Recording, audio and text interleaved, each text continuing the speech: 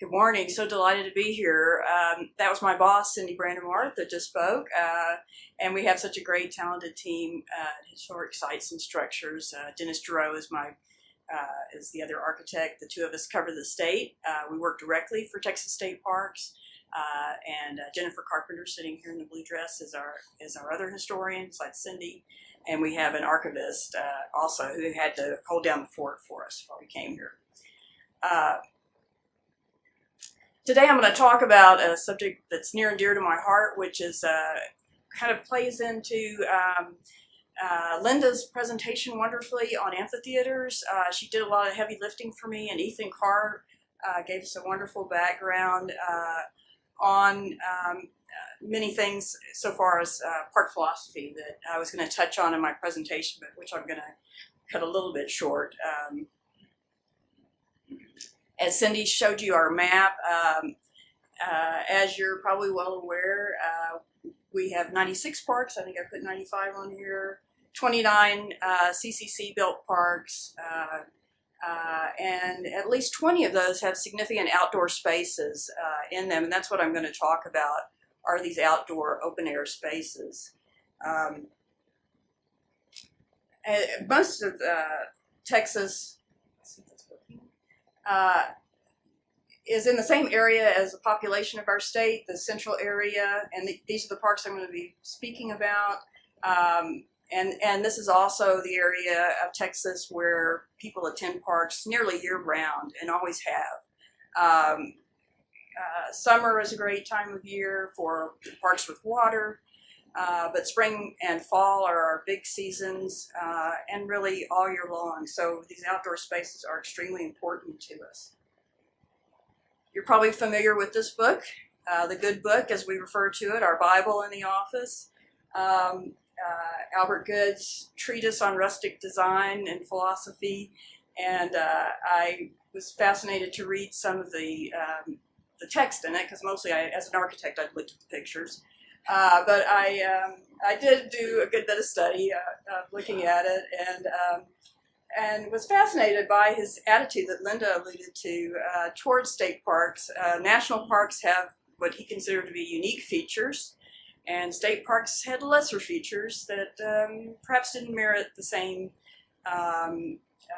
structural trespass taboo that the national parks did, where, in other words, it would be sort of heresy to build in the significant natural feature of a park in a national park, but in a state park, not so much. In fact, he felt that we can perhaps enhance what's otherwise maybe somewhat not so unique feature in state parks by bringing beauty to purpose with these buildings. So in thinking about that, I wanted to go ahead and look at first four examples that I give you here are directly from Good's book, so you can look them up if you want to. And what I wanted to just emphasize here is that these buildings serve a gateway function. These are the combination buildings in each of our parks, the main buildings, you're probably well aware of that are at the heart of parks and state parks. Usually a concession, sometimes a bathhouse, sometimes a refectory, which is a dining room or had a dining component to it. But for the purposes of this, I'm just going to call them all combination buildings because they typically combine several purposes in the park. But they always are a gateway to whatever the natural feature they're trying to highlight in the park. And they typically, in the beginning, they're long, skinny structures, and you walk through the entrance to a kind of a perching place. There's usually a pergola on the back of this one, or through, this is Lake Corpus Christi, onto mainly a patio. These were more patios, and a pergola over here of some type or cover. And so and then they kind of surround the building. So they're more of just a perching space to look at this feature. As we went along, those were in 1934. This is an earlier one, Palmetto, in South Texas. where you come through an open pavilion and then into a large terrace. And this begins to show direction that these buildings started to go to enlarged terraces, because these outdoor spaces were equally important to these parks, where a lot of the action was taking place. In a sweltering environment that we have, especially in the summer in Texas, you want to be outdoor, especially if there's some shade, but mainly you want to be where you can get a breeze. At Bastrop, you walk through this space. Originally, it's changed a little bit, and then out onto a terrace that looked to the pool complex, and there was a very formal arrangement originally that linked the bathhouse and pool to this beautiful circular terrace. But what began to happen was these terraces got bigger and squarer. They weren't like these skinny spaces at the beginning. This is at Big Spring in West Texas, and then at Abilene in Northwest Texas, Abilene State Park, and these are much bigger spaces. You're starting to see a seating wall that goes around, a low wall that you can sit on. You're starting to see places for lighting, which I've highlighted here. And Big Spring originally had 2 similar lights on it on this pavilion.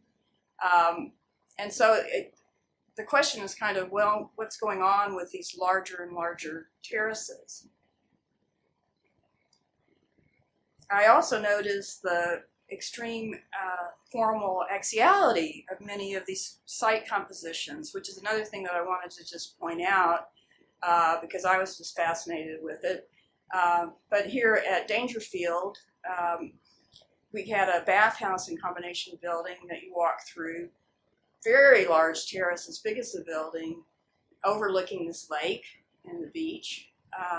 But these very formal axes to the view, and that's a key component of these buildings, is this very formal axis. Despite the rustic, vernacular style of the buildings themselves and the materials they're built with, they're very Beaux-Arts, in my opinion, as an architect, in overall site style. And I think that's the training from the 1920s and 30s that the architects had, was this very axial, formal composition on the landscape. Here again, you see it here in Lockhart State Park. It went all the way through the drive up, the circular drive at the front, through the building, on out on top of this hill that this accommodation building is posed on. And here in the correspondence for this building, we start to see what's going on here. We see that all of a sudden the superintendent is pleading with the National Park Service to please build a dance terrace. That this is a community center for the city of Lockhart and its residents, and many of our parks were more than just a place for outside people to come and visit. They were community centers. This was a place where the community was beginning to gather. So what is going on? Of course, Good published his treatise in 1938, or the second edition, I guess, and Linda talked a bit about that. And there's nothing in it. There's barely anything in it about terraces at all. He talks a little bit about it's good to have a patio for shade in the summers, but he doesn't talk about terraces. Some of them appear in his book, a few, but I think he missed the boat. I thought it was fascinating because I think Linda saw this on her amphitheaters in the first round of park and recreation structures, but and I don't know that it was his fault. But about 1937, as I did my research, I realized that was really such a watershed year during the Depression. All of a sudden, all these things were coming together. Radio was suddenly very, very prevalent, becoming very prevalent in homes. And in Texas, these are homes where people got radios and ran them off of car batteries. That's how much they wanted to be connected to the world. But we also had Great musicians coming up, Bob Wills in Texas, so it was regional music. But we had all types of music that bluegrass, country, folk, and then these new renditions on it that Bob Willis represented, combining many of these traditions. We also in Texas have a huge, long history of dance halls. So I've shown you one of the most famous and oldest dance halls in the state at Green. But these dance halls had represented certain communities, mainly of Germans and Czechs in Texas. And those communities were beginning to disintegrate. They're very tight-knit communities and very isolated communities in the countryside. And at about the time of the Depression, of course, people were going into town to get jobs and leaving these farms and ranches. So we see sort of the decline of these dance halls at the same time in the midst of the Depression. And suddenly, I think our park system was starting to fill a void for people to come together and for the first time maybe to meet and mingle with other people around the state at our parks. So I just wanted to show you a park that has a fantastic dance terrace like Brownwood in the central part of the state, where, you know, this superintendent was also talking about many requests are received for a place where visiting parties may dance. I mean, this is all in the National Park Service correspondence where they're pleading that they need, you know, people are just coming out of the woodwork asking to dance at the park.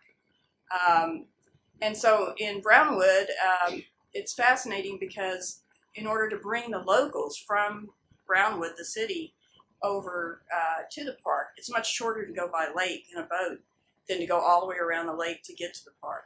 So they built this huge staircase down to the lake, and there had been a dock down here. There isn't any longer, and the staircase is kind of falling apart. But you came up the staircase to this lookout house and then to the dance at the back of the building.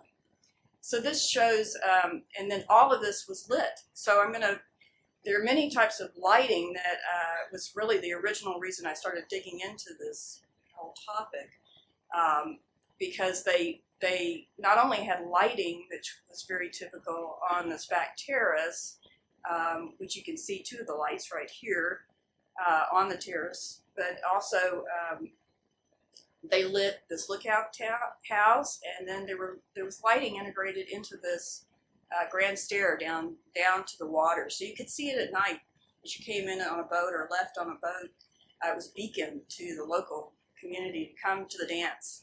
And this was also a park later during the war that had, or actually before the war, that had a training camp stationed in it. So it was a huge military installation. So the locals were coming out to dance with soldiers at the park in the 1940s. Garner State Park. This is one of the largest dance terraces along with Lake Brownwood. Is another one, really large one that was being designed at the same time in 1937. The terrace was. It also has a lower terrace. It's flagstone, but it has all of the characteristics that came to be key and typical in most of our parks. It has the low seating wall we talked about, the smooth cement topping that's best for dancing on the floor. It has the beautiful natural vista, and then tree wells, which you can see one right there. There's several actually. There's one right there. And I'm going to show you the lighting that was on the walls and still on the walls at Garner. These wrought iron brackets, beautiful craftsman style, which Good very much appreciated. This is his quote here. He loved the wrought iron against the background of native stone. And so this building was mostly complete. I love this picture because it's got the jukebox right here. That's what you're looking at the back of, onto the terrace. And it was completed about 1939, but I dug into a little bit on when power arrived at our parks and how it arrived, since they were very rural. And it's interesting, it was completed around 1939, but they didn't get electric power until 1941. So So I'm not sure exactly, they must have had everything wired and ready to go, but it's kind of interesting that they didn't have lighting. At Garner, it's a much more rural park than Abilene or even Big Spring, which are closer to cities. And right on the drawing for Garner, it said power service by REA on it, which I found fascinating. So what you have to realize is that less than 3% of farms and ranches in Texas were electrified at the beginning of the Depression. So you had about 500,000 people, a third of Texans, were living without electricity. They had usually kerosene lanterns for lighting at that time. But 1935 was the date that FDR and what the Congress passed, the Rural Electrification Administration, REA. And in Texas, it took until about 1939, some of the Central Texas co-ops got organized in providing power. And so I think that explains why Garner did not get power until 1941, because it took a while to get the infrastructure in place. So I'm just going to give you a couple of quick examples of some of our other dance terraces. By 1938, this was like standard plan for parks that were going up. We have Bisher, that is kind of the partner park to Bastrop State Park east of Austin. And this one was another one that was definitely a community center from the get-go. The city of Smithville really asked for everything at this park. From they wanted a full ballroom here, I think. Oops, they didn't get it. The lighting is gone on this one, so I don't show an example. But you can see that the terrace is just as big as the building on this plan. I can see the building and the terrace here. This is Fort Parker, another 1940 park. So by 1940, this was just standard. We have the dance terrace you see it here on the plan. It's just as big as the building. And then the lighting is beginning to change. We have fixtures that are more round, a little different aesthetic from the earlier square craftsman lighting. This is Huntsville State Park, just north of Houston. So this one drew more of a crowd from Houston. And this is another one of our largest dance terraces in the system at what we call Raven Lodge, is this building. It also had a boat dock, so it looked out on the lake. All of these terraces are between the building and the vista that you're trying to look at. And this one also had a step down as a boat landing. So it was quite the terrace. Here's the plan for it with the boat landing. And this one also had the first and maybe the only freestanding pole lighting around the terrace. So it had these really cool round fixtures. So we're getting away from the square fixtures that were more craftsman. And these are made primarily with sheet metal rather than wrought iron and heavy materials. So these have a lighter, more kind of streamlined look to them, which I find fascinating that the lighting is kind of changing as well.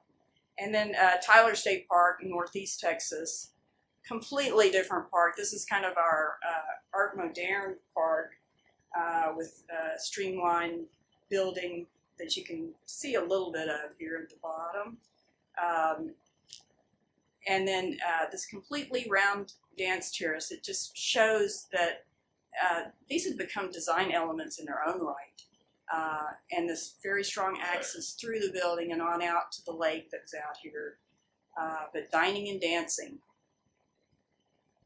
Here's another view of the dance terrace. So you have the same typical features, but a newer, more modern style, but same key elements that were in the earlier dance terraces in 1940. On top of the hip roof that the building had, which was also unusual to have a hip roof, is this massive floodlight that I found just recently on the drawings. I'd seen the drawing, but I didn't realize it was supposed to be on this mast on top of the roof. shining down to the dance terrace to highlight it at night. And this one also has these twin daises that kind of overlook the dance terrace next to the dining, which was really cool. And then finally, my last example is just to say that not only were these parks, this was kind of a recipe for all the parks for combination buildings, but also parks were going back and retrofitting their picnic shelters. In this case, this is at Bonham State Park up in Northeast Texas, and they had this fantastic picnic shelter on the lake that was U-shaped. They came back and filled it in with this slab for their dance terrace. It says right there, new dance terrace. And I haven't been able to find lighting on this yet, but anyway, so that's kind of a cool example. And at Bastrop, they went to huge trouble to take up what had been a flagstone terrace, that round terrace that I showed earlier. They took all the flagstone up, replaced it with a smooth cement topping, and redid the wood floors on the inside of the building, all for dance. So it was crazy. So I just want to talk about the issues with these dance terraces in our parks. The biggest issue, I think, is that these buildings have lost their gateway function. I mean, that happened in the 1960s and 70s because, as Cindy said, you know, we had our own little renaissance and funding surge in the 60s and 70s, and we built visitor centers like crazy. And so these buildings became secondary. They're no longer the primary building in the park, and they're mainly rental spaces. So they really house private functions mostly. You know, go and rent the whole thing, and maybe there are dances going on out there at family reunions and such, but it's not something that the park visitors are coming to on these. So that's kind of an issue. That's a big issue.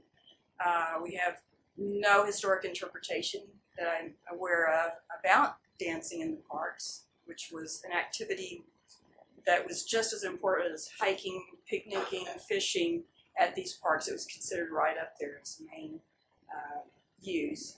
And in Texas, even in 1938, we were already doing surveys to find out, you know, compiling statistics on who was coming to parks and why. And day use at that point was already the top use in 1938.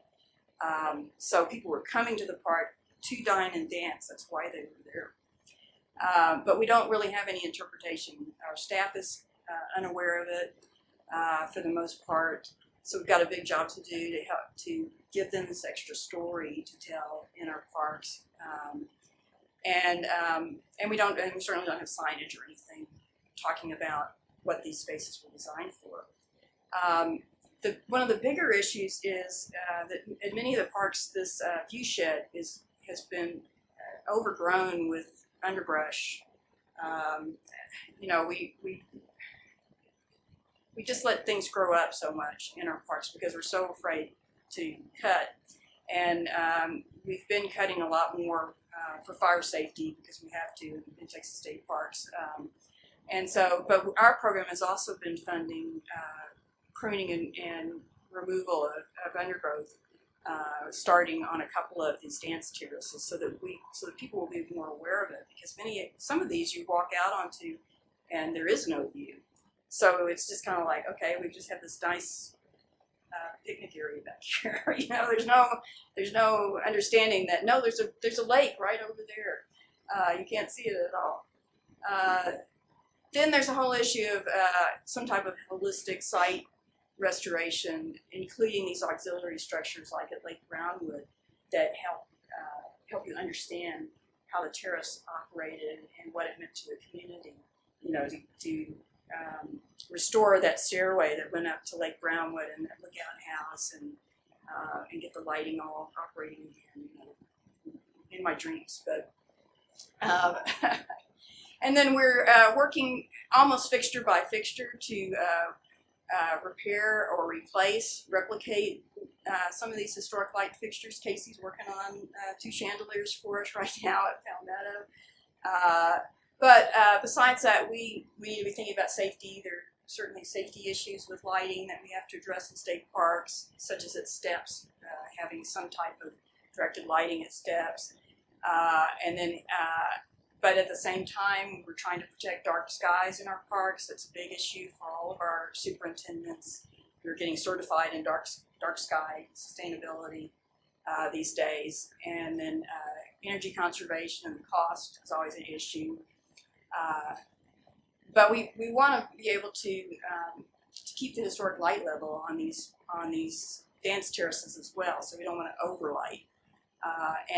But the biggest issue is to have statewide programming to put these dance terraces back into use for dance. I think that's going to be the biggest issue.